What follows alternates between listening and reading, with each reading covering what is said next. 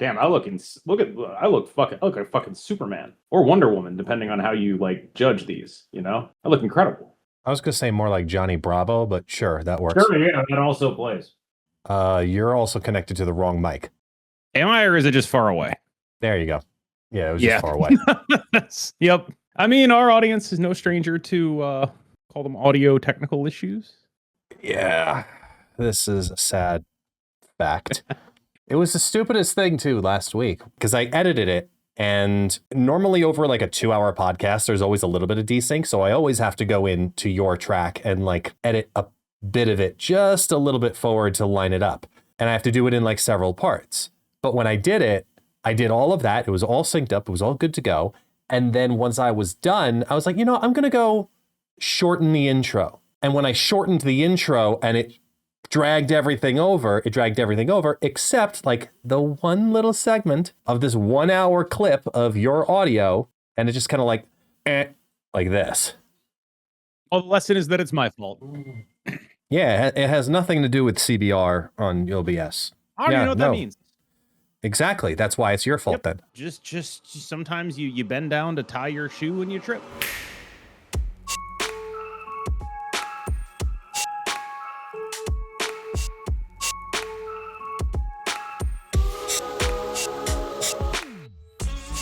Or you just get Velcro, or not a slip in now, or like, Well, do they even still make Velcro? Here's something that's always gotten me is like, I live in the South, right? A lot of loafers. Yeah.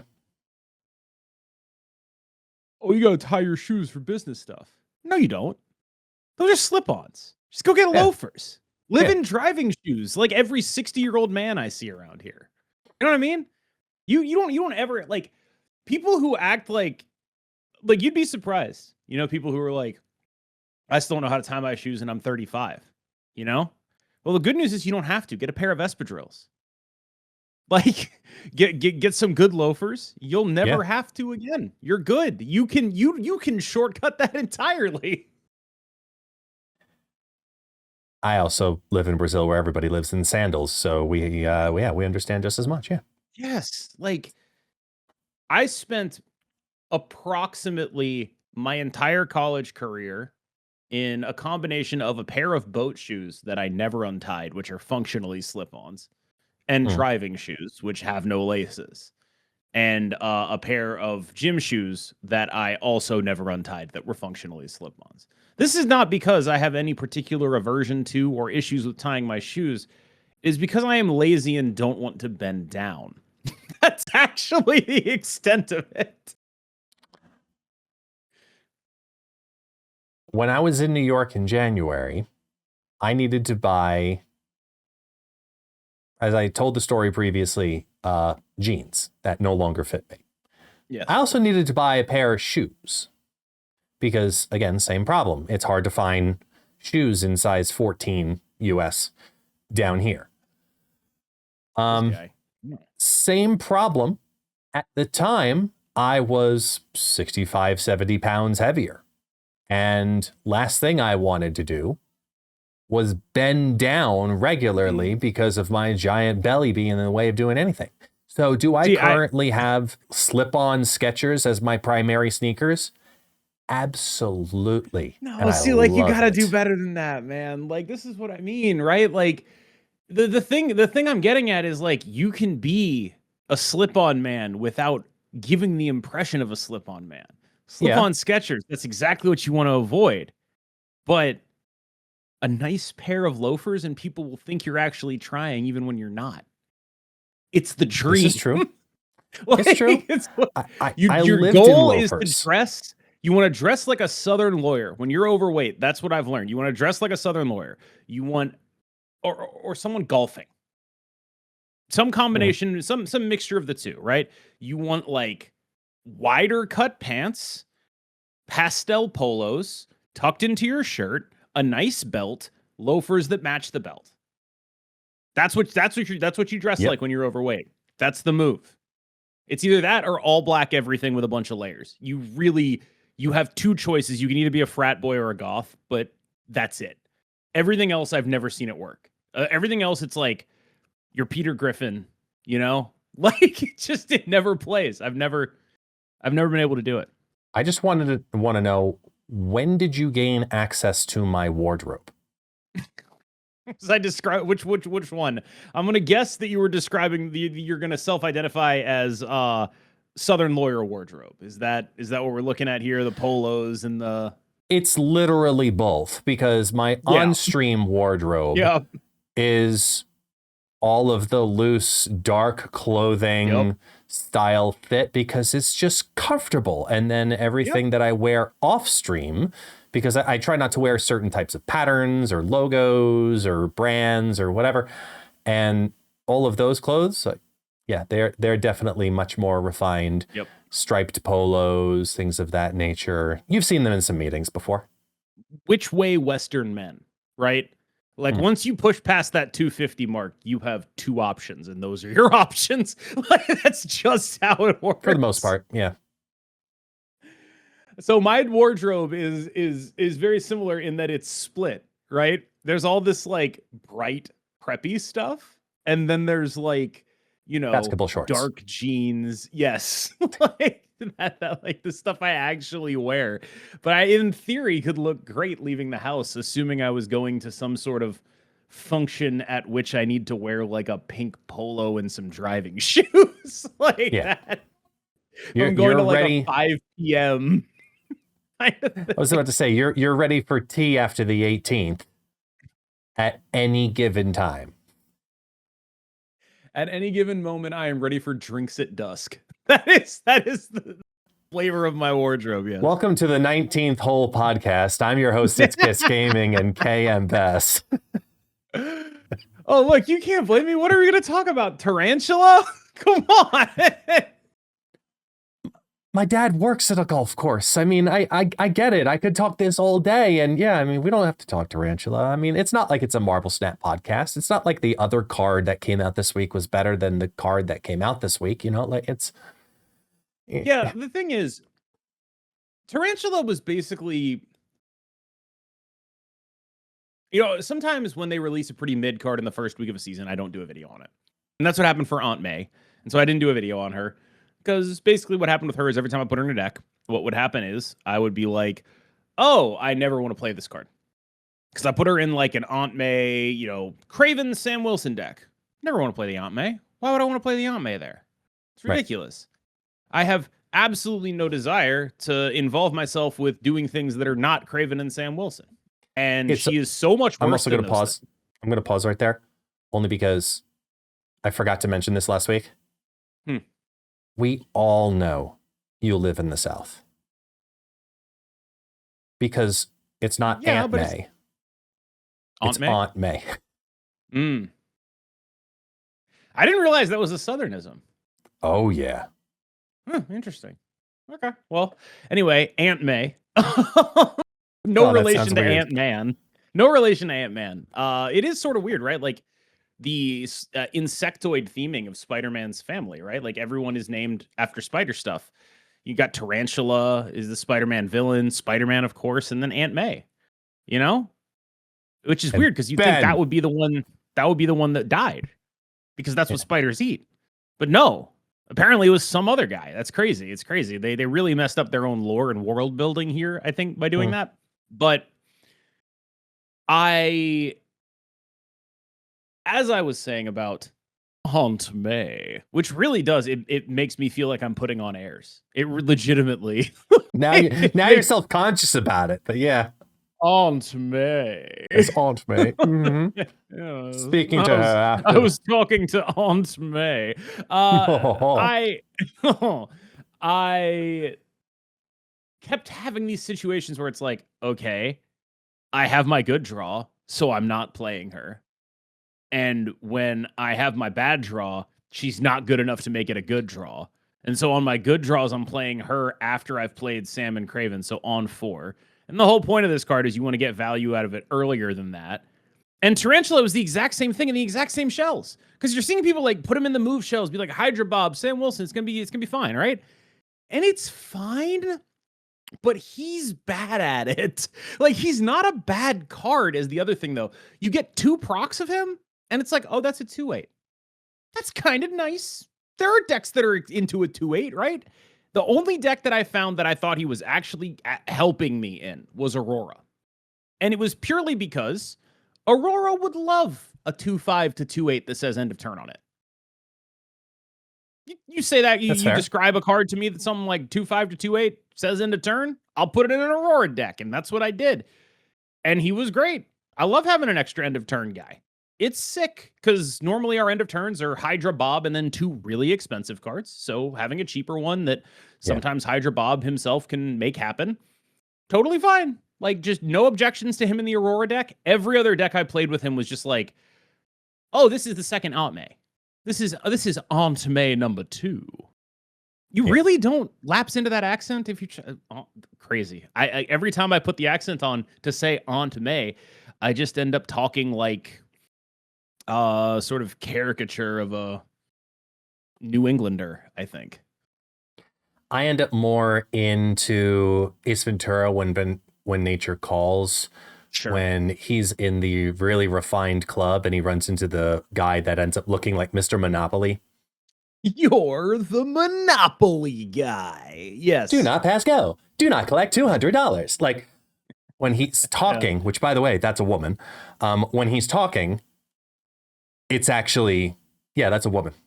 Like Mr. Monopoly guy. I was like, the actress? Oh, yeah, okay. I was like, what do you mean that's a woman? It's clearly the Monopoly guy. Right, but it's a woman. Yeah, I got there, yeah. But no, that voice, if you listen to the clip, it's actually like, exactly, just that, oh dear God, like so way put over the top. Anyway. Very, very like mid-Atlantic 1950s kind of deal. You could tell, but here's my overall Tarantula point. You could tell it's bad because Guest doesn't have a cool split of it. You took my bit. I was going to say I swear to God. No. I was going to say the exact same thing. I swear to God. I was going to say the exact same thing. I'm supposed to know. No, you're not. That's the worst and weirdest part that you've picked up on this pattern. But yes, that is the case. Yeah. So, okay. So context. I've really gotten into the cosmetic side, as you well know. I really try to aim for a good split, and I try to figure it out. And I'm like, okay, the $30 variant with this and put the border on it and play it a hell of a lot. And like, yeah, it's worth it for me. And I really appreciate that. After playing around 80 games with the card in a variety of different decks, I opened my video going, Punisher War Machine is just dropped into Marvel Snap. Because that's what this card is. This is... Sure, good bit. I like it. This is Punisher War Machine filling in the weak areas of where Punisher War Machine wants to work. And I just kind of feel like it is a card that desperately wants a tad bit more power, just like Punisher War Machine. Is a card that has a very high ceiling of points. It's very easy to get 8 to 11 power out of this card. Absolutely. But the deck that it wants to go in, it doesn't work right in. It has a best deck, and it doesn't work right in the best deck. Talk about the skill thing. Yeah. Yeah. We're talking about the skill thing. It ain't good. Look, okay, so I'm not sure who's responsible for this, but I'm just going to go right to the top. Listen, Michael, we have cards, but we also have different types, right? We have characters and we have skills. And the difference between them is quite massive. There's a shape. I'm disavowing this whole message. I'm not a part of this. But the big asterisk is just specifically to that one little corner that's got the little like orange part on there, for the shapes people, that would be a hexagon. That is power. This card specifically says as its text, end of turn, if you have the highest power among cards in play, give this and 2 cards in your hand, 2 cards in your hand, 2 cards in your hand, plus 1 power. You can't give a skill power. How many cards? 2. Where are they? 2 in the hand. Oh, okay. Thanks. I just wanted to make You sure. sound like Tarantula right now because you have no fucking idea what to do. So, because Tarantula right now is trying to allocate that into skills. And the number one deck that this so desperately wants to be in is Techno Organic Virus. It's a Wilson Fisk deck. Sorry, I'm just like, like, I know you're in the middle of a bit. I'm going to interrupt it for a second bit, which is, you are an actual terrorist, because why is Gambit in here? Like, every other version of this deck that I've seen is like actually committing to like Starbrand and 10 stuff. And you just rock up with like, what if we were just like mixing a splash of terrorism into this deck? Like, what if we just put just a little bit? What if we just like a dabble, you know? Like you know the opening of the Powerpuff Girls, where it's like, oops, I accidentally put too much in. That's like kind of what's going on here. That is exactly what's going on with my version. And this is the best performing deck, hands down. The best performing deck. Why get any guesses?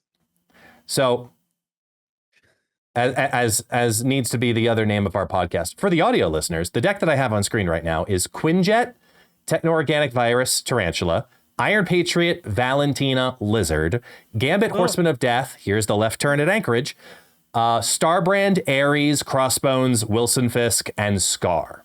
So I took the Gambit Horseman of Death line and then mixed it with the Big Tens Wilson Fisk Scar Reduction TOV line and ended up with a deck that was running about a 70 to 75% win rate. I forget the exact numbers now. But Tarantula loved this. 70 to 75%. I just got to check you on this. Were you post infinite with that? Because that's actually kind of legit. 90s. So as close to post infinite as possible. But it 100% it is legit because the way the deck wants to run, Tarantula drops on 2. It's because you either want Valentina and or Iron Patriot if you have your Quinjet already down. It's very workflowy. Turn 3, okay, did you do that line because you have the Gambit in hand? No? All right, then you just play Tarantula. Then the Tarantula is being followed up by a Starbrand. And that Starbrand, I mean, you're going to be guaranteed to get 211 out of that Tarantula at least in that line. Yeah.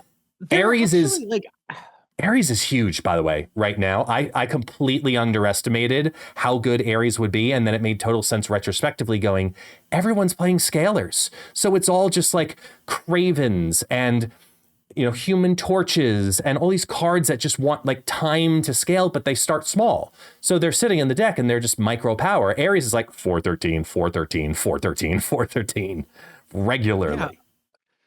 I agree that the worst card in this deck is, if not Tarantula, Crossbones by like a mile. It's one of the two. Yeah. Yeah. I also think that like Tarantula isn't that bad. Like, I know I've been super down on the card, but again, like if this deck mostly functioned, you know what I mean?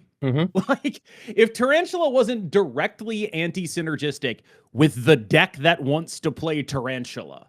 Yes. I kind of think the card is nice. Like, it's like, I'm not upset by how the card has been treating me recently. It's just like, I can't justify this. I can't have Techno Organic Virus sitting in my hand eating Tarantula procs when he's already so marginal in the list. I can't do it. And I like, that's sort of the fundamental thing. It's like, I don't think this is bad. I just think like, oh my God, please make him say characters. Oh my God. I put together a list of other things that need to say characters, and I'm not going to go into the entire list here, but the one that really took me aback, the one that was like, I genuinely don't understand why this one is not saying character because there's just no good reason power-wise for it to not get that buff, is Dracula. Yeah.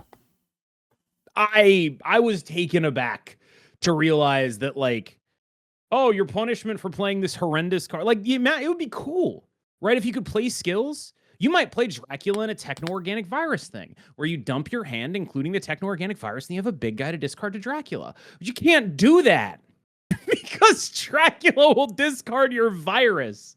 I don't know. There's a couple of those where it's like, okay, first of all, the card that's coming out next week, Boomerang, right? I think Boomerang is next week. Does that guy say cards?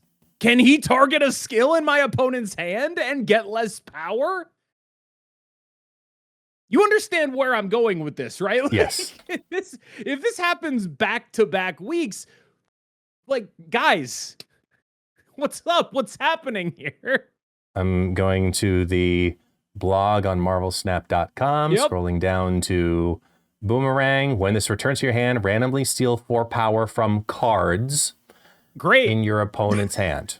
Great. I can't wait to find out. Can't wait to find out what's going to happen with that guy.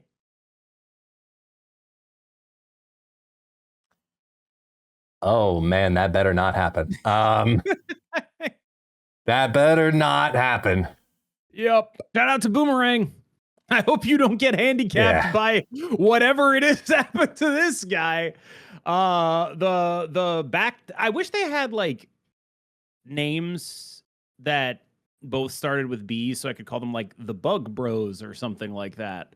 But unfortunately, not only is there no thematic overlap between Tarantula and Boomerang, there's also no alliterative overlap, and I don't really know.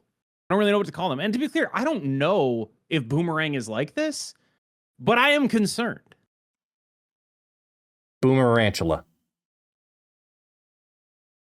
That kind of sounds like a reality show where they send 70-year-olds to like live in like the Big Brother house. Boomerantula. That is actually the premise of the horror film that they're all starring in. I see. Yeah. Boomerantula is like a tarantula, and it lives in your house, and it like descends on a sort of silk vine to tell you that this house is actually belongs to them, and you need to vacate in 60 days. That's what Boomerantula does. It occasionally will also inform you that they're actually being nice by letting you live there, and that rent is due on the 15th. But before they do any of that, they make sure to snap before the end of turn 6 happens. I don't know. Sometimes they might. I think they're getting a little slower, right? A real boomer snap now would be snapping after the game is over. True. That's fair. They're getting up there. So yeah, Tarantula, that guy. Yeah, he, rewinding back to the point I was making laboriously earlier, Tarantula and Punisher War Machine are filling the yin and yang of what that card probably should have been. Because Tarantula is the card that desperately wants big cards to help with the power side. And then Boomerang, now you got me thinking about Boomerang. And then Punisher War Machine is the card that does the exact same thing, the exact same type of like lane congestion, big power needing to go down in the first 3 turns to make the effect happen style card. But you're doing that specifically because you're doing it for ramp. And everywhere that Punisher War Machine was tried and felt weak is where Tarantula felt better. But in the decks where Punisher War Machine is good, like ramp, Tarantula felt weak. So they like filled in each other's like shortcomings for what each of those 2/2s wants to do. It's you're only dropping this on turn 2 and in these conditions. And when it's that hyper niche within its own deck, I don't know if we end up finding a long-term home for it. Whether I'm a terrorist or not about playing a Gambit style deck for it, which don't knock it till you've tried it. We'll leave it up to the comments to decide that. That's totally fine. I acknowledge my own awfulness.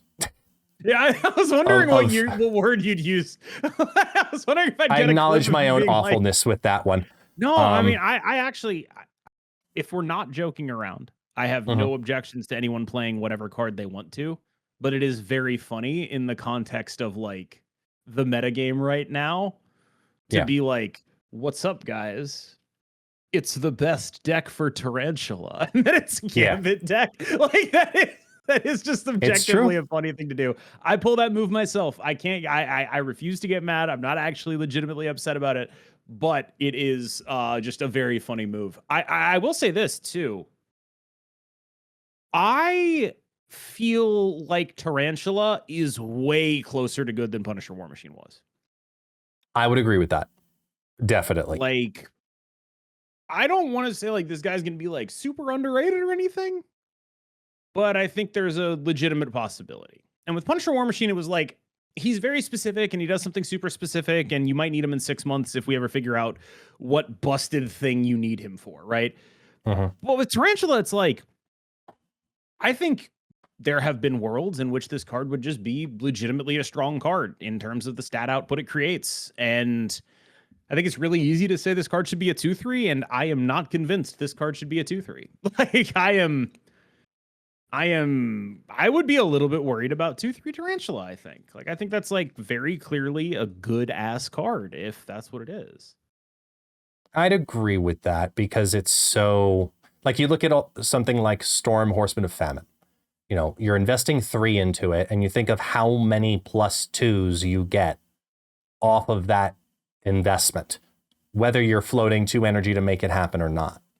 And you're factoring it all in and saying, wow, okay, that's a large-ish investment. And this one conditionally is relatively easy to hit. And what I also think is important to recognize with the card that is a good sign about it is if you get it to hit once, you have a 2/3 on the board and you've got some extra points into your hand and it's hit its 2/5 value in total. And that's not bad. It's really not, especially in decks like this that are just like, I would like some good stats. You tell Supergiant they get a 2/8, it's like, all right, that does sound pretty good. Like, I am fairly compelled by that. But he does seem to me to be really dependent as a play on Hydra Bob.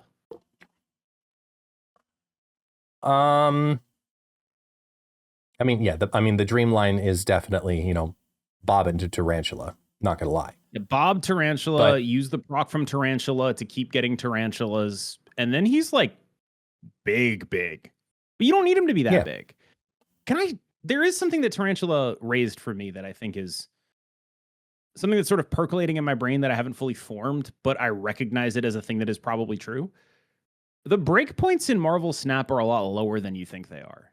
There are just very few decks that are getting to like 10 power on one guy without something really weird happening before turn 6. Just isn't happening a lot. And it's because of the way decks are constructed. Like, you look at a deck like this, it caps out at 9s, right? And part of why I feel like you felt the way you did about Ares is just like, nothing is getting to 13. Just doesn't happen. Like, there is a thing at 5 where the best stats 5s are all these like Darkhawk, Ronan, whatevers, and people don't play them. By the way, Ronan, not a bad home for Tarantula. I'll say that too. Agreed. Legitimately, like in the Supergiant shell, I think the Ronan deck might be a little better than the Ozymandias deck, purely because Ronan himself is, again, one of these cards that gets into like the low teens, just at minimum. And that does functionally guarantee you at least one Tarantula proc if he's there. Tarantula, as weird as he is a card that wants to add power, which in theory makes you think that you want to scale with it. He works best in decks that bring your opponent down to your level. The Supergiant decks. Because functionally he's just a stats guy, Yeah, he's a stats guy that sprinkles stats to you, continues to regularly climb, and because of cards like Wilson Fisk, it's very easy to get it to proc. And I will say, it doesn't necessarily have to be the Hydra Bob on 1. There's just a lot of people not playing things on turn 1 or turn 2 of value. And if this ties, it still goes off. Yeah, I mean, I'm going to tangent here. I've seen a lot of people suggesting like nerf Wilson Fisk by making him not work with ties. And I just want to say I really dislike that strategy of nerfing. Like, I think that it would almost always be more impactful to change his power in a situation like that rather than make him be played less in that sense. It makes him a less satisfying experience if you affect how he works with ties. And I think that that is something that you definitely do not want to change about a card after you have taught people the other way of how it works. I agree with that. And now that Tarantula is here, we're reinforcing that even further.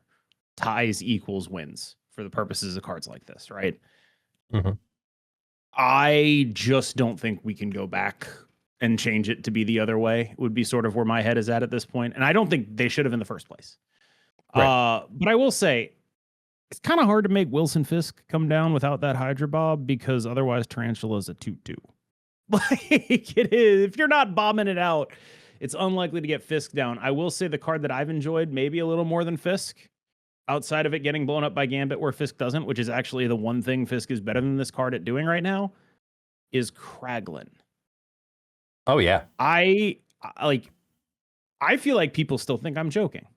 No. When I talk about the Kraglin stuff. That's fair. I feel like people still are like, oh, haha, KM's on Krag. That's like the best 3-drop in the game, not named Gambit. If you want stats out of a 3-drop, you play Kraglin. That dude is a 3/9. What are we talking about here? Like, he is unbelievably good. And even if he fails, quote unquote, he's a 3/5 with +2 energy on him. The only, like, he is unbelievable. He's so good. That's a great card. People play Starbrand. Starbrand's a 3/10 with a massive downside.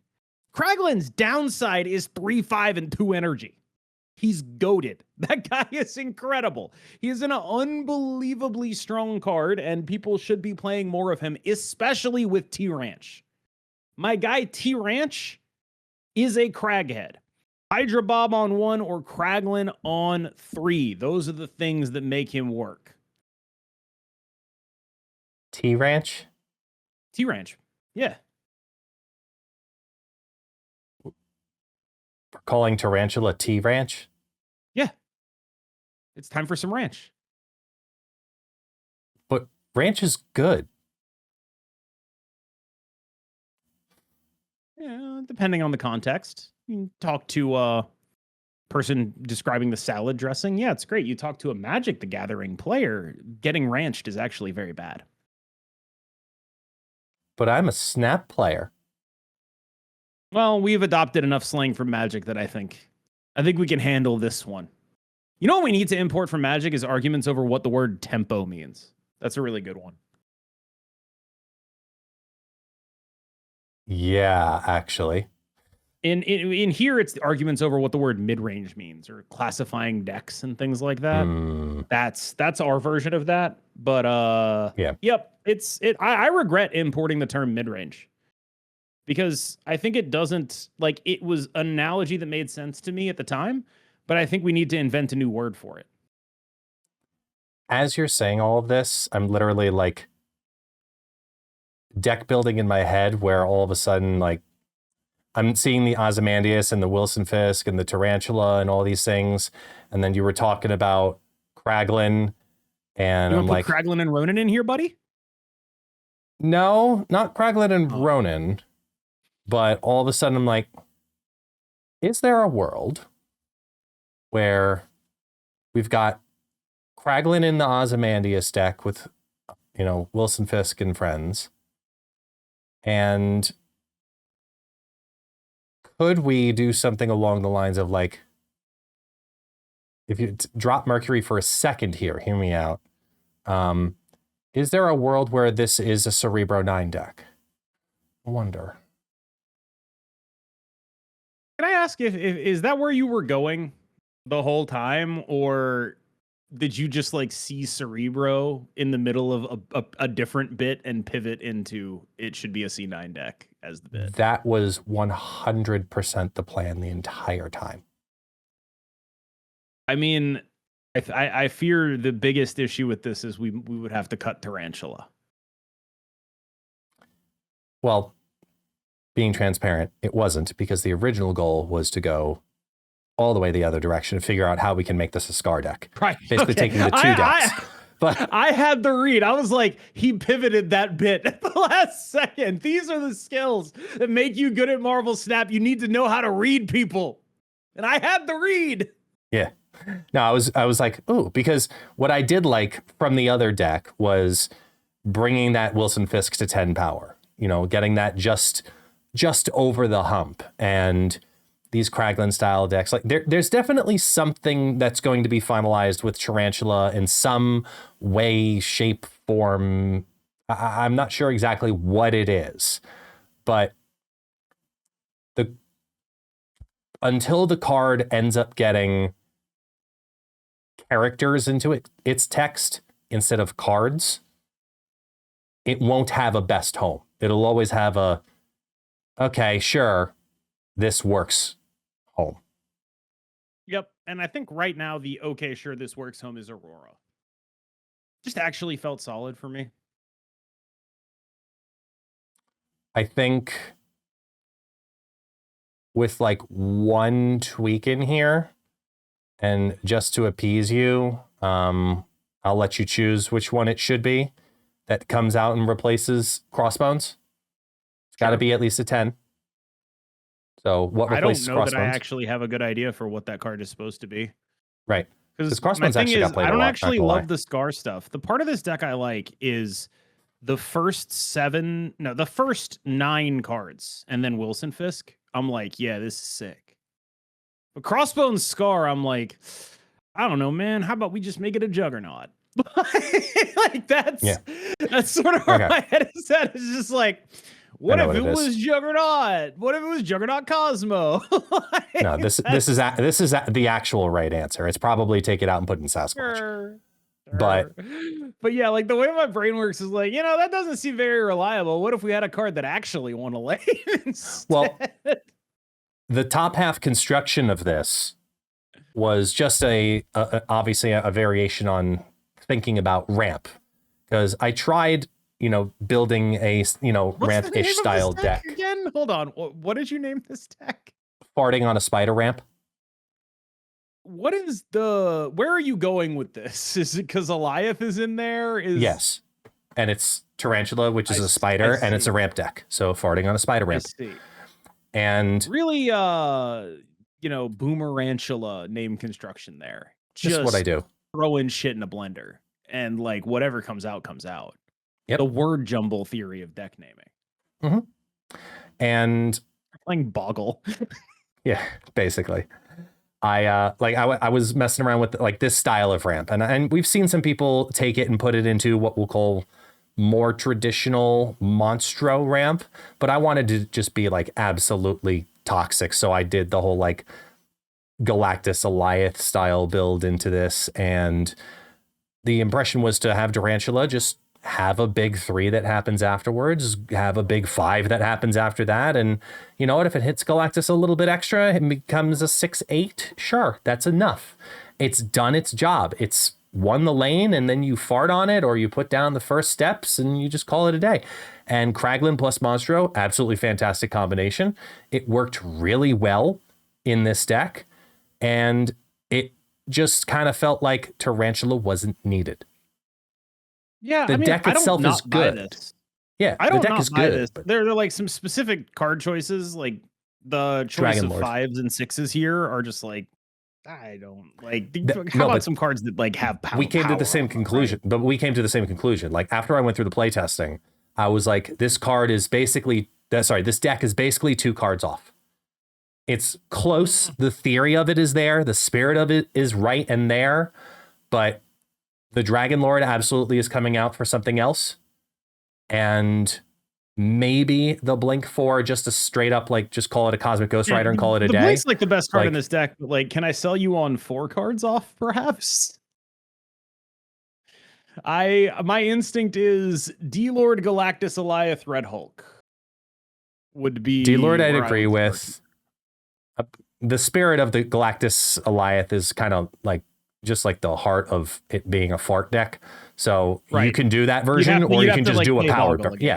Not even that. No, just if you're playing a Galactus deck, you're playing a Galactus deck. If you're going for the surprise element, that's what you're doing. That's what this one is doing. If you want to go classic points ramp, yeah, of course, you take out Galactus and Eliath and you put in 2 other big point cards. That's just what you do. I will also say this. I think there's a really valid argument for a card like Tarantula in a world where people are playing this much Gambit, which is, if I'm playing Chamber, all those points get blown up. But I do think that you replace Chamber instead of Sam here, And I do think that one's wrong. Like, if I were to pick 2/2s and I wanted to play Tarantula, it would be Chamber Tarantula, not Tarantula Sam. Interesting. Chamber is big as shit. Chamber is enormous in these decks. And it's also bigger, faster in the worlds where you clunk and you don't have your 3. And you're like, I'm playing 2 into 2. You need the one that's bigger, faster. So that Tarantula can basically start what happening. you want to do is you want to take Tarantula ramp, if you will. Yeah. You want to go straight up. You want to go more traditional ramp. You don't want to do I do. fancy I ramp. think that the Galactus stuff is... I'm willing to buy Kraglin Monstro, but I'm not willing to buy Galactus Alioth right now. And then just give me... I don't know. It could be anything, right? It could be like, War Machine Infinite. It could be a bunch of shit, right? Mm-hmm. But just something that has, like, gun to my head.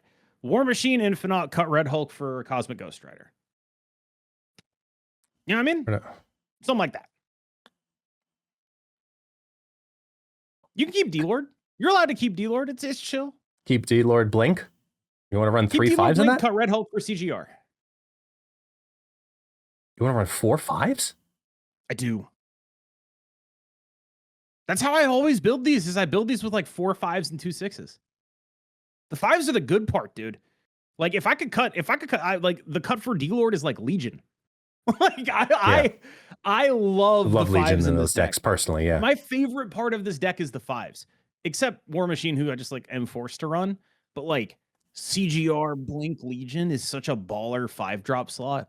It's my actual favorite part of the deck. It legitimately is. Like, you could if you want a big baller, you cut D-Lord for Sandman. I think in the variations that you run Monstro, you don't run Blink, was kind of my consensus afterwards. See, that sucks because that means we have to cut Blink, or it means we have to cut Monstro because Blink's like the best card in this deck, dude. Like, I don't think I can live. I'm a Blink fan. I know. Like, without her, man, I don't think I can do it. Also, I just gotta say, like, all the effort you put into all these other splits, and then Tarantula just like shitting it up there. Pretty funny. He's just. He's just there. Just two-dimensional, flat, right next to $300 Luna Snow Gold. Brutal. He earned it? Like, you have the Monstro one too. I don't even have the Monstro variant. Yeah, that one was just I needed credits, so. Sure, yeah. I feel you. I was like, all right, here we go. I do have I guess I'll get Monstro. I got one up on you, I suppose. I do have a D-Lord variant. Oh yeah, I don't rock a D-Lord variant. Yeah. I haven't gotten one yet, yeah. I haven't seen one. Was there like a gold bundle, I think? That Blink. I regret missing on that Blink pretty heavily though. Wasn't this an album one?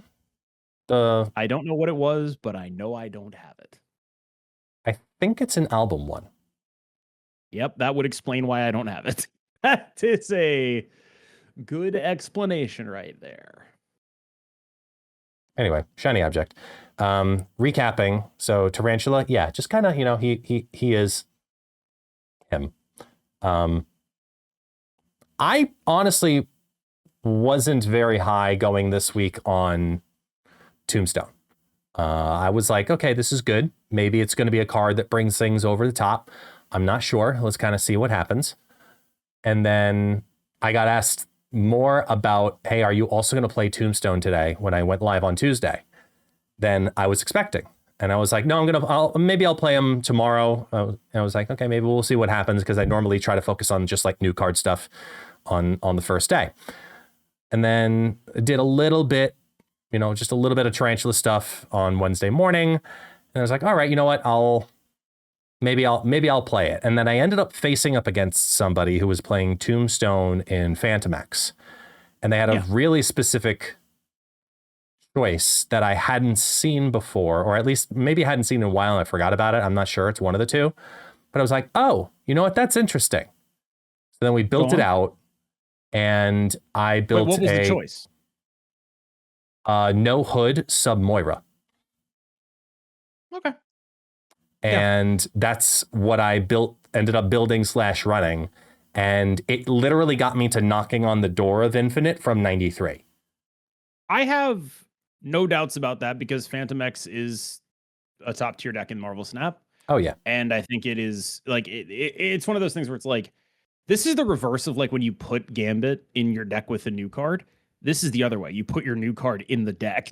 I would have absolutely no doubt in my mind that the best Tombstone deck you can play is a Fantomex deck. No doubt whatsoever. 100% believe it. Any card that can go in this deck, this is the best deck to play it in. A lot of my high elo friends are big Zombie Captain Marvel people. Mm-hmm. And my instinct about that card is it is terrible and I hate it. And the fact that I have to run it in Fantomex is not a great thing. It does some cool stuff, right? It can play through Cosmos. Tombstone can also do that. It's very big. That's really the part that I like, is the bigness of the card. Yeah. But man, do I hate that it costs 4. Agreed. And so I am someone who overwhelmingly my contribution to decks is streamlining. That is the way in which if you hand me like a bunch of stuff, I can be like, take this out, take this out, take this out, put this in, put this in, put this in. I fix the curve, I make it better, right? And this strikes me that like part of me that does that is saying, I don't know if I care how good Zombie Captain Marvel is. I care that it costs 4 and I hate that. Like, I genuinely just don't know. I think, jury's out, not sure, but I would not be surprised if this was a good way to run Fantomex going forward. I genuinely just would not. Because if we don't have a 4 in here, I don't know, dude. You know what else I'm really good at is putting Juggernaut in decks. We cut a 4 from here, suddenly I can play Juggernaut. And it's like, okay, that can't not be an upgrade here to get to take out Zombie Captain Marvel for a card that's good. It literally, I cannot imagine it not being an upgrade, right?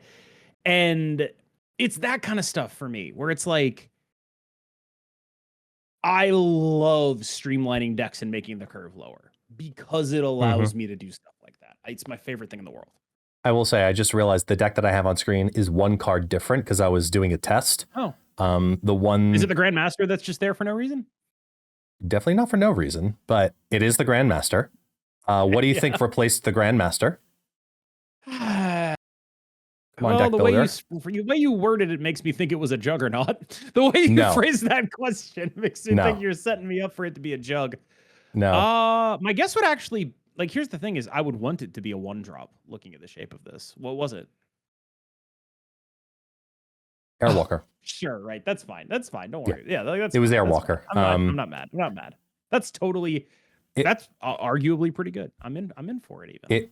That looks fine. Tombstone in this build of Fantomex basically says, okay, what card do you want to leave isolated all by itself? Do you want to leave the Moira X by itself, or as lowest, Bucky Barnes, Marrow, or the Airwalker, which was the most consistent play? That was just like, hey, at least if I couldn't get it that way and I didn't have a Carnage, because normally in these decks, you're playing Killmonger. And it's the reason that you play Hood, because then you can clear the board, get rid of your -3 power card, and then you're also hitting your opponent's side. By playing the Moira X version instead of the Hood, and you're looking at when you're wanting to play the Killmonger as a defensive play, rather than, oh, I need to undo the damage that I created for myself to make something good happen. This felt so much more flexible, because Tombstone then, for me, targeting Moira to get multiple gambits, I won more games doing that than any Hood you could have put into my hand with a demon afterwards, hands down. You're talking about multiple gambits. I'm talking about multiple Marrows. But I'm with you. Yeah, multiple Marrow, lovely to have. But when you end up in the cycle of Carnage, Moira, Gambit, and you start turn 5 with 3 gambits in your hand, and you're just like vomiting them down onto the board, that's really good. I'll be honest. Sometimes you show me a deck and I'm like, that's bad. That's not a good deck.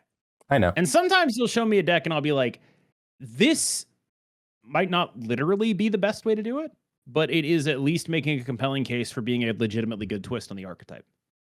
And sometimes you show me a deck where I'm just like, I want to play that. And this is that kind. Like, Yay! this is like, I want to play that.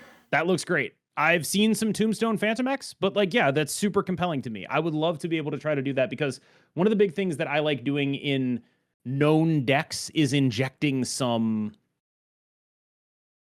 I want to say randomness or variance, but really what I'm looking for is reason for my opponent to cope stay. Mm-hmm. And Fantomex has none of it. There is none. Yeah. They have a very good idea of what's about to happen to them every game you play. It's pretty clear.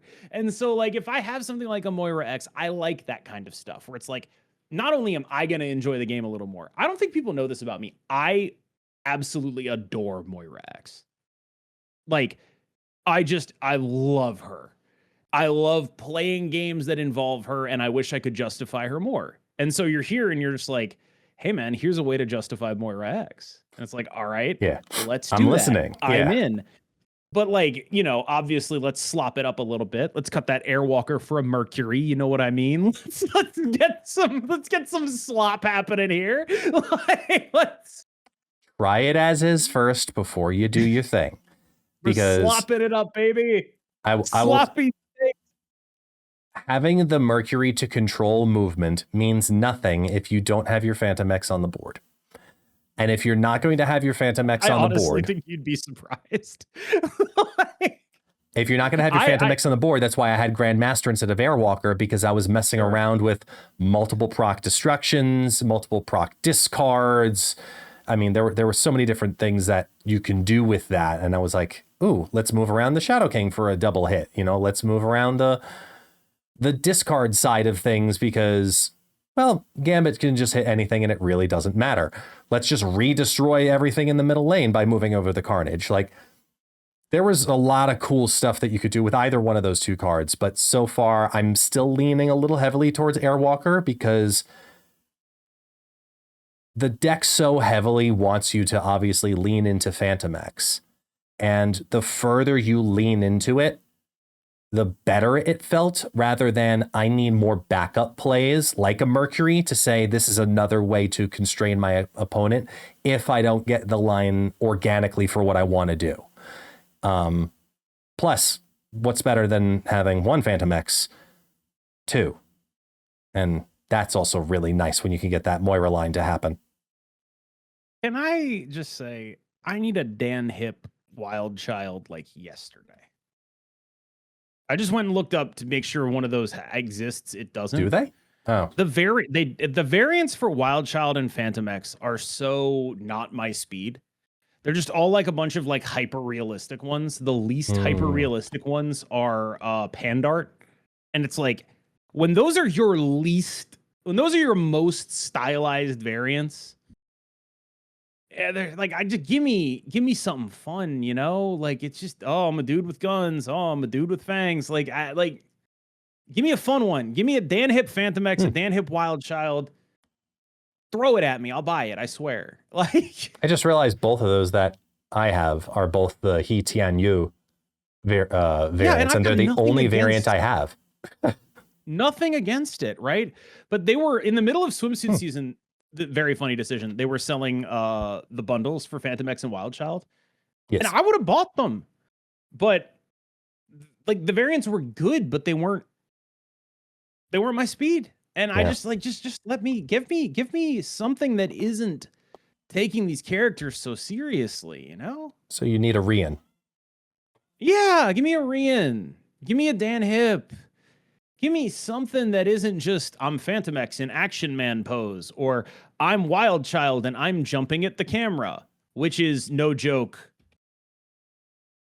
100% of Wild Child variants. I had to double check there. I tabbed out to the Wild Child page. I was like, 1, 2, 3, 4, 5, 6. Yep. I'm trying to remember the other artist's name that you love, the Italian. Vincenzo Riccardi. I would take that too. I like anything that is just offbeat, a little bit, not quite my tempo is how I would describe a lot of these right now. Give me a little goofy guy. Give me a little goofy guy, you know? Any day of the week. I will say, spinning it back on Tombstone for a second though, that I did see some people piloting Tombstone in, traditional destroy. That's not his fault. It's not his fault. I know. And there were some compelling combos, but nothing that felt like, every time I saw the play happen, I was like, okay, so they did a cheaper Killmonger, basically. They played a head pool in one side, and then they had X-23 in the other lane, and they get that to happen multiple times. Like, okay, I can see what you're doing here. But if head pool is your regular baseline, and you're just doing that because you want to have the extra energy, I feel like you're missing out on further opportunity because you're so focused on building around having the strength of this card be validated. You're missing out on opportunities because you're too focused on getting head.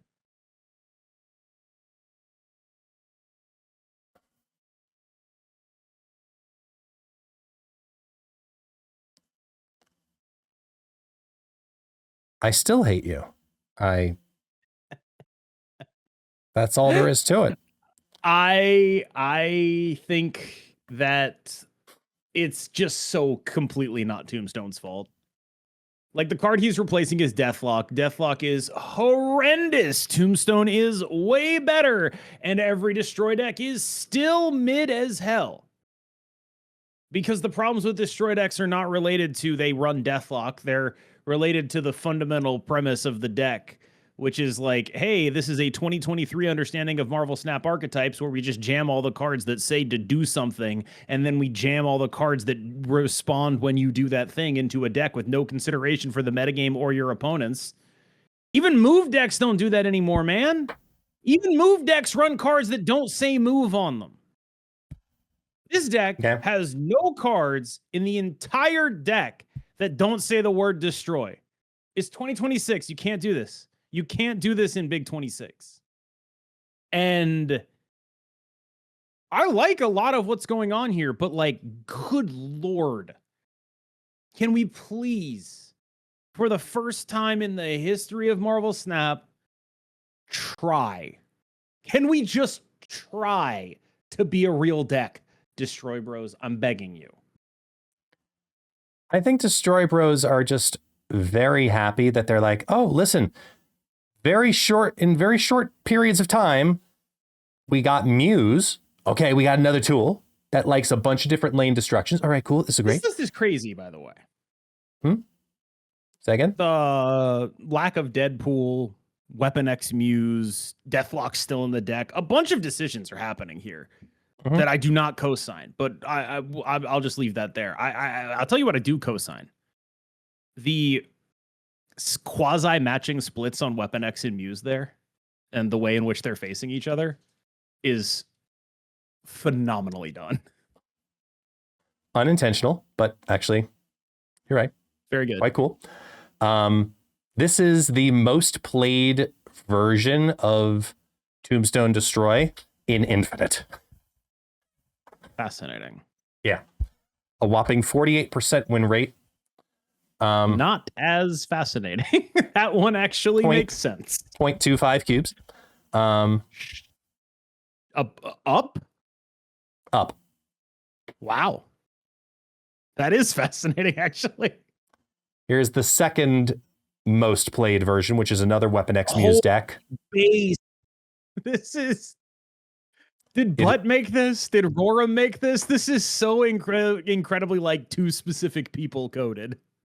I wouldn't be surprised if that was the case. It's a whopping 47.8% version of let's throw all of the one drops everywhere and then Killmonger everything to the sky style deck. Yeah.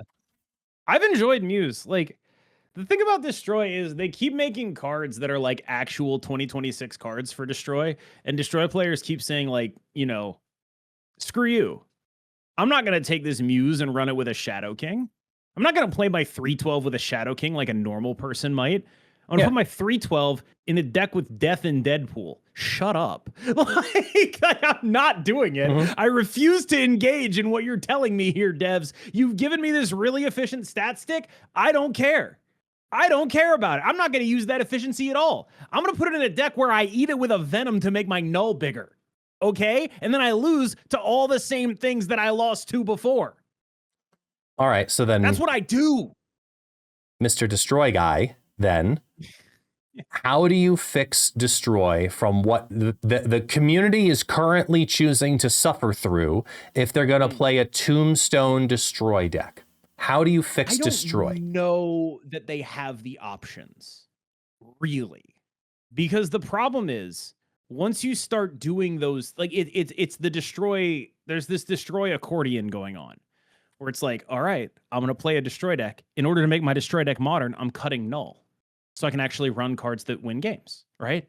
I can play Shadow King and Juggernaut and interact with my opponent on a mid-range axis and not be locked into being the least consistent combo deck in the room.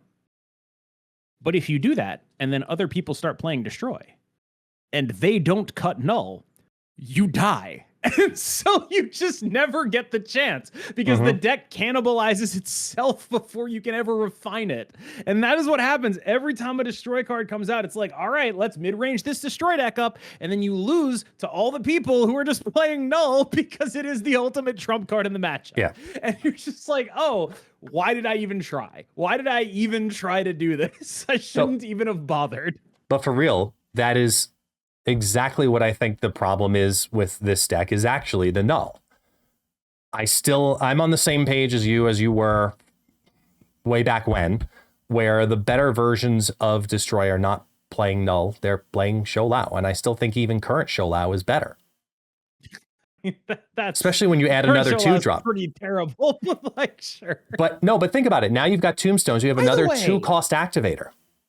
By the way, I got told repeatedly that if they nerfed Shou Lao into his current state, he would still be good.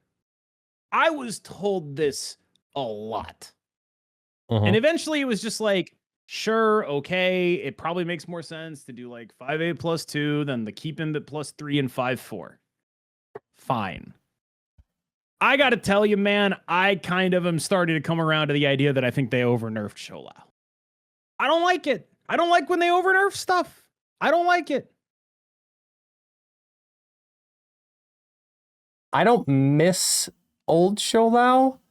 I miss the play style.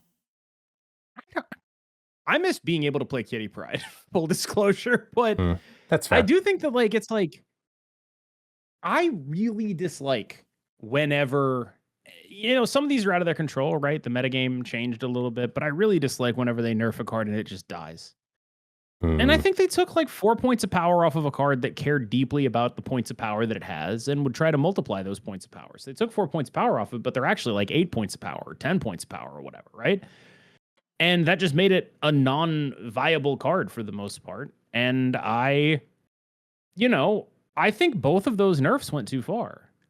Both the Show Lao and Star-Lord nerfs. And I think it's easier to convince people that the Star-Lord nerfs went too far because that guy got hit with a friggin' nuke. But Shou Lao went from an extremely dominant, powerful card to a guy you just literally never see. And everyone was so insistent with me that it would be totally fine to do this, and it wouldn't, and the exact thing that happened to him wouldn't happen. And it's stuff like this that really makes me wish that I was like a little bit, this is going to sound like an insane thing to say from someone who talks the way I do, a little bit more sure of my convictions. Because I am confident in my convictions, but if enough people are like, hey, no, here's how I think, here's like, I will change my mind about stuff. And the confidence I have in my convictions comes from being willing to do that and saying like, look, it's okay if I'm wrong about something. I genuinely believe it and I'm going to stand on it. And if I have to change my mind later when more information is provided, I will do so. But I'm doing my level best to come to accurate conclusions and state them accurately. And that is what I do. And I have confidence in my convictions because I feel I've done that. And I feel like this is one of those where I like didn't have enough confidence in my convictions of like, are you guys sure this isn't killing it? You know what I mean? Because all of my friends were like, it's fine. And then by the time it happened, it was like, I guess I understand why they would do it. And I guess I can see it as a good thing just to get his boot off of mid-range's neck. But there really wasn't anything else they could have done. Like, you couldn't just give him, you know, maybe a little bit more power or anything. 'Cause I don't like that he's dead. The results are unpleasant to me. That Show Lao and Star-Lord are just straight up dead. I think that's a really bad scenario, personally. It's obviously a tough card to balance, because on the one end, you need it to not be what it was, to put it lightly. You never want to get back to that level ever again. But on the other end, like I said, I miss the style of play. I miss the attainable mini game of adding that extra tier of thought to what the deck needs. I did enjoy that. I just don't know if you could ever put +3 back on that card. I get it.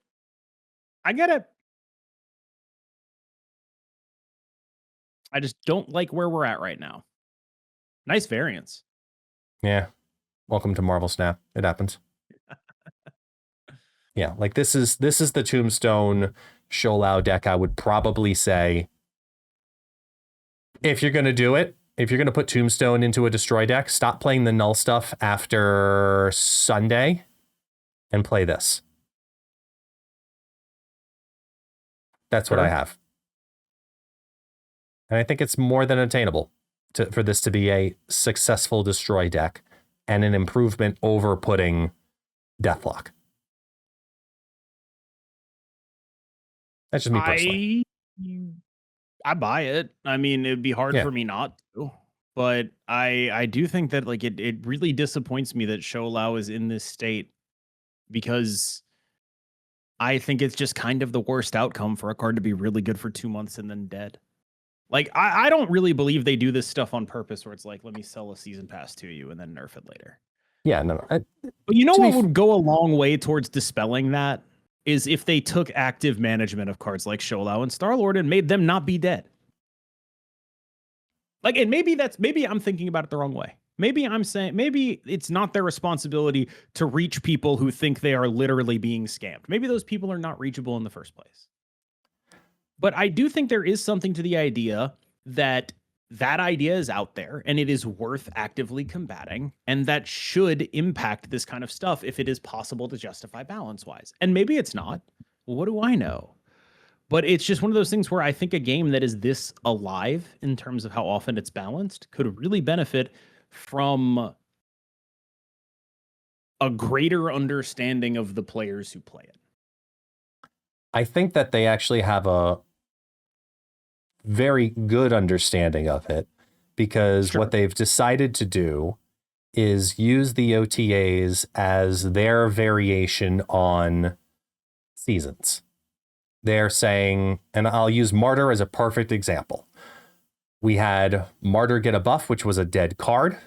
It got a buff. It was relevant for a point of time.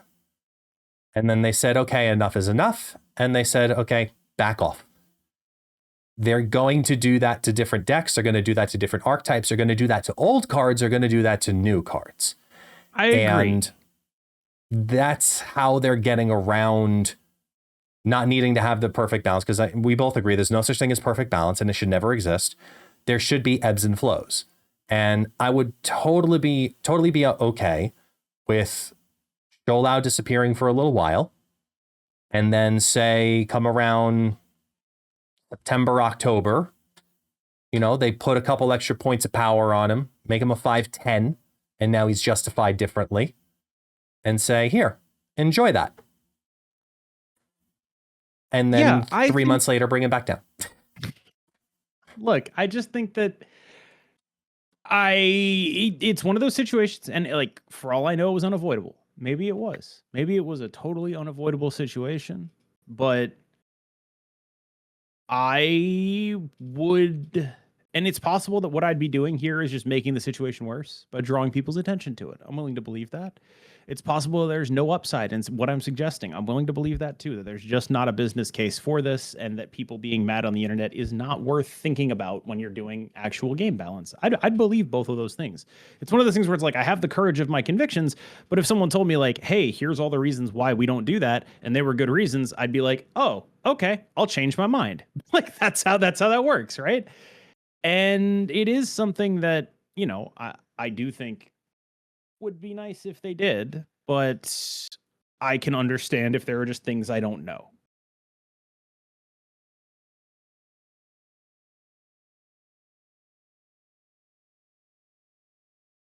You had me thinking about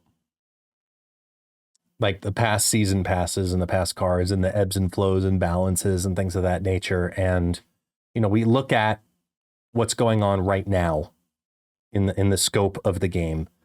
And it's relatively balanced. You know, there are now some top contenders for these are probably top 4, 5-ish decks that you should be basically focusing on if you're looking to play competitively or climb or seriously, etc. And a lot of good stuff in there. And we talked also last week in regards to a little bit about the tournament and why card bans are good and bad and what they're bringing to light when you're deciding to do or not do. Yes. My tournament, free sign up, top 8 are getting the season pass. I'm going to see if I can get some more prizing as well, but that's what we have locked in right now. You'll be able to find the link to it in the description below. My tournament has a ban list. We banned Iska, Supergiant. We banned Captain Carter and Mercury, and we banned Gambit Horseman. I'm working on it, dude. Come on. I know you can do this. We banned Gambit Horseman of Death and I'm scared. You can do this. No, it's 6.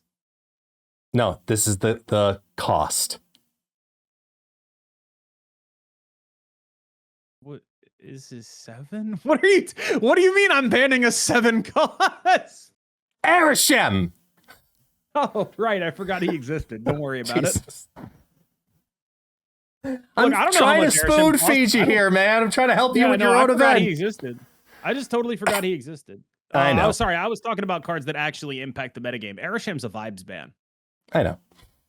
That guy's just there to just like, whatever. I don't want you guys, you know, playing dealing the with tech it. Card pile or just get him out of here. No, I don't know how I feel about card bans generally, but that is the ban list here. Yeah. And if you want to sign up, please do. Free entry, and you'll play with and against some of the best players in the world. We got a why don't you advertise having them watch? Because when they hear this, it's going to be Friday morning. Oh, right. Yeah, it'll be on Saturday. But they'll still be able to register. Decks aren't due until 3 p.m. Saturday. I think registration closes on Friday. So by the time they hear this, they will be able to still register. So good for them. So if you're hearing this on release day, hurry up. Yeah. Get in there. Time's running out. Yeah. Let's go. Come on. Pause the show. Go do it. And then come back. There's more show. Yep. There's more. Is there more show? I had one last question for you because the only reason... I was like, damn, it's been 2 hours. Is there really? Has it? It hasn't. We started 30 minutes late, so my clock is just like, I look, yeah. This is true. No, I did want to ask you something because we don't get to ask it. We don't get to talk about it very often, especially nowadays for all of the reasons. But because we don't know anything and it's early enough to talk about it, what do you want in the OTA? I want them to nerf Gambit Horseman of Death. Well, I guess let's not talk about here's the question. What do I want or what would I do? Because those are two very different things, one of which is asking me what I as a player would want, and one of which is asking me to put like a hat on that actually takes responsibility for my decisions. And I'm happy to answer it in either mode, but you're going to need to specify which mode. Let's start with What do you, KM Best the player, okay, want in the OTA? I would like them to nerf Gambit Horseman of Death. I would like them to nerf Captain Carter. And it doesn't have to be Captain Carter, just something in that deck. Maybe it's Storm Horseman finally, who knows. I would like them to buff Shou Lao. I would like them to buff Ensaba Nur and Juggernaut Horseman of War. And specifically with Juggernaut Horseman of War, I want them to make up a 2/4 that gets +4. With Ensaba Nur, my pitch, unironically, is to make him a 3/5 or a 3/4. And I think those are like the big ones on my bucket list. I haven't fully fleshed out a FOTA, but if I were to do it, those would be 5 of the things that would immediately start on the list before I finish the workflow.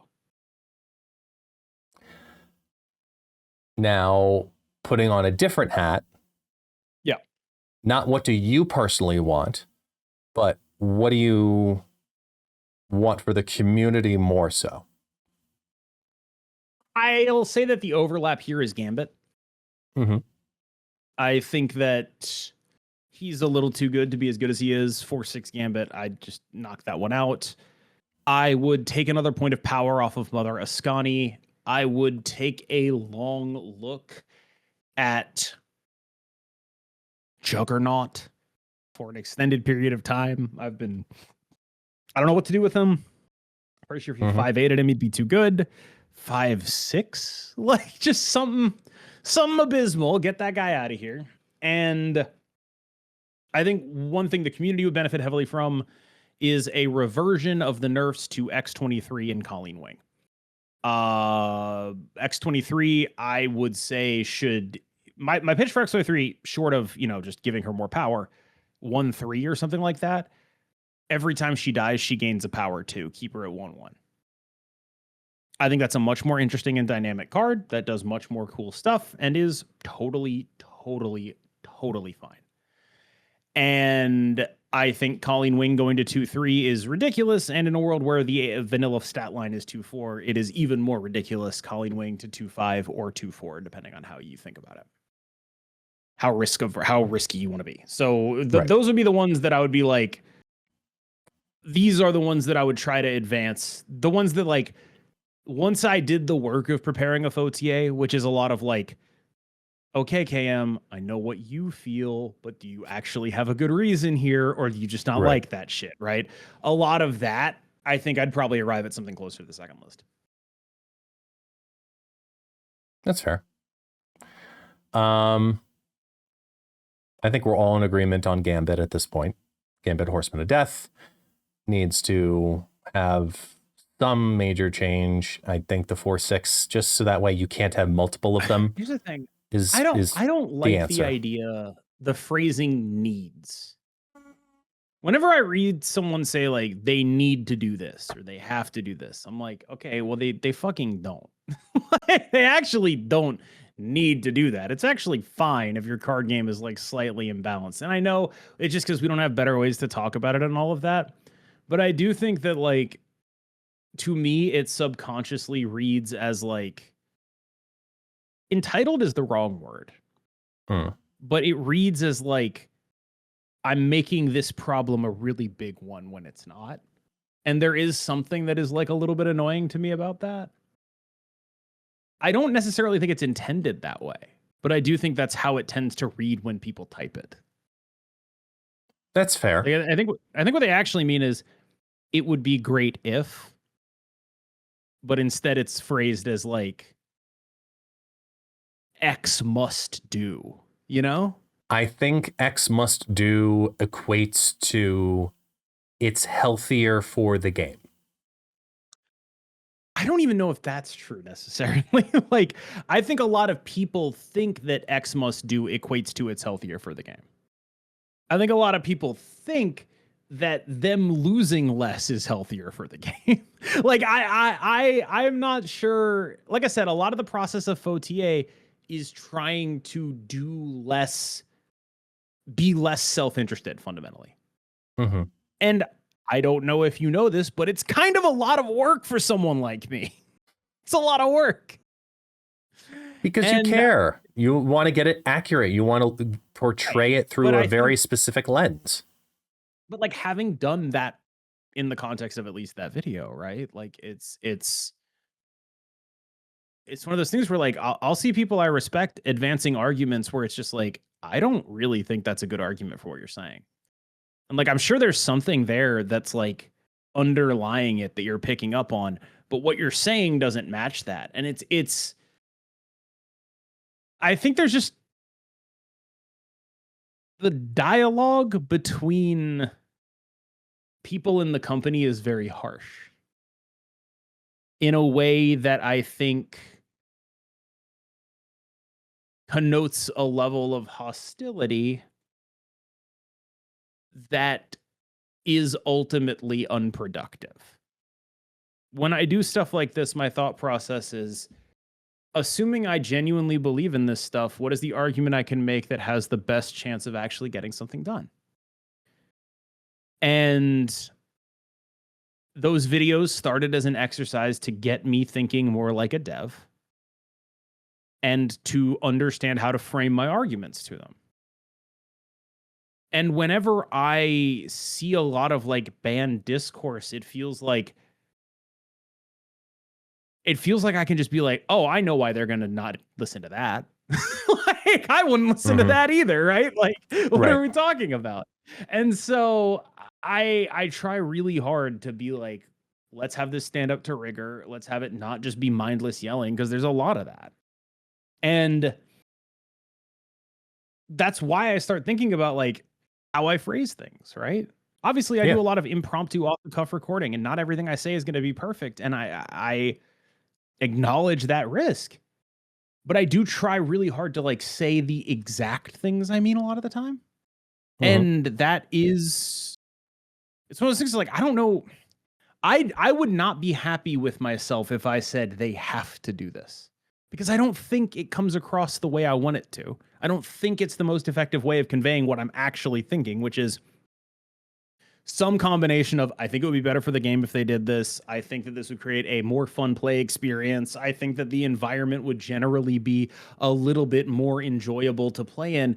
But I also understand that there will never be a Marvel Snap metagame that people are not going to be kind of mad at. So the only thing I think that you're missing in that, though, is the fact that they do need to change Gambit Horseman of Death. That's so sick. You let me get 7 minutes into that for that punchline. That's so good. I could have gone longer. I could have. Because like a Shaggy Dog story. Yeah, 100%. But and totally worth it too, because everything that you just summarized at the very end, though, of when you're saying something needs to happen, which is a culmination of thoughts X, Y, and Z that you just listed, all of that equates to also what I agree with, which is what I was trying to say before, which is it's healthier. That is the definition of it is healthier for the game to allow or disallow certain things to happen and reopen certain things at the same time. So that's, especially in a season where we are trying to promote move because of the season pass, having a card that just goes pew, pew, pew, pew, pew, and turns Peter Parker into Uncle Ben. You know what? Maybe it's not quite as worth having that be as prominent repeatedly. So if you're going to do anything else to the OT, by the way, what? Gambit turns Peter Parker into Uncle Ben.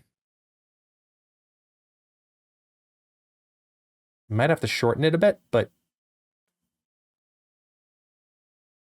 we'll figure it out. But I like the track that you're on there. I'm also sad that it took that long to get to a episode title in this episode. But how much of the meta shift that could potentially happen comes from changing the top 5 decks versus specifically changing duplication? Part of me is like, I can't make another FOTA video because I'll just say the same goddamn thing again. like I can't have all my FOTA videos every like 2 to 4 weeks being like, oh, also like it's becoming Cato, I think it was Cato the Elder ended all of his speeches in the Roman Republic with like Carthago delenda est, which is Carthage must be destroyed. Didn't matter what he was talking about. He was talking about whatever. He was talking about tax policy, grain policy. End of the speech, Carthago delenda est. Carthage must be destroyed. And that's how I feel every time I do one of these. Where it's like, oh, and by the way, take a point of power off of Frigga, off of Mother Ascani, off of Grandmaster, off of Absorbing Man. It doesn't even feel like there's any, like, what am I going to say it again? You all know what I mean. You all know. What am I going to do? It has a... Also, very Enigma Gambito feel, doesn't it? Gambito delenda est, also reasonable title, but that one only works on me. I don't know how many people know about Cato the Elder. I think you have a better chance with Enigma, because at least there was a recent movie in regards to it.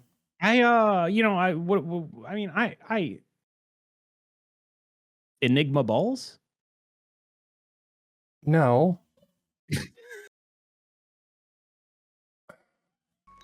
Swear to God, friggin' Benedict Cumberbatch is like going into his own grave just to turn over in it right now.